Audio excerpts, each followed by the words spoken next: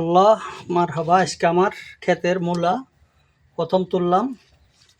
শাক খাইছি আরও আগে, মূলা এই প্রথম তুললাম। এটি কুয়েতি বীজ, কি বড় হইতেছে না, দেই ছোট ছোট। যাই হোক, শাক খাওয়া যাবে, এই হয়তো আরও বড় হবে, তাই আজকে এগুলা বানাবো। এই যে মাশাআল্লাহ তাবারাকাল্লাহ, মূলা, ধনিয়া পাতা, জজ্জির। এই আমার ফালানিটা একটু ভুল হয়েছে, একসাথে ফালাইছি সব। হয়তো কামে কাজে খুব ব্যস্ত ছিলাম, এই জন্য এখানে একসাথে ফালাই দিছি, এটা ঠিক হয় নাই। আবার এখানে নতুন করে ধনিয়া ফালাইছি, এগুলো একটু বড় হইতেছে এক জায়গা দিয়ে। আবার এটার ভিতরে লাল শাক ফালাইছিলাম আগে, এদিনে ডাকনা দিনে ফাঁকিয়ে সব খেয়ে ফেলছে। এখন আবার আমার গায়ের মশারিটা দিয়ে দিলাম, নতুন করে লাল শাক ফালাইলাম, মূলা, ধনিয়া এখানে ফালাইছি। মাশাআল্লাহ,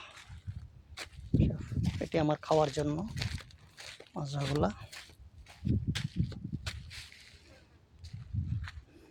আর এইদিকে থালি করে রাখছি কুমড়া বা কদু, এগুলা রোপণ করা হবে। এই যে এখানে একটা আয়না রয়েছি, আগে এক জায়গায় ঘোরাইছিলাম, এখানে আবার আয়না রয়েছি ট্রান্সফার। এদিকে একটা কুমড়া গাছ বড় হইতেছে, ওই নিচেরগুলো আয়না ওইখানে এখানে রইতেছি। পানি পাইয়া গেলে হয়তো সমস্যা আছে। এই যে এখান দিয়ে আছে দুই তিনটা ছোট ছোট। আর এই যে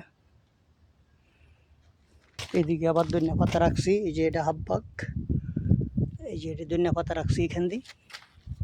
এটা একটা নিম গাছ, এই যে বড়ই গাছ যে আছে। মাশাআল্লাহ তাবারাকাল্লাহ,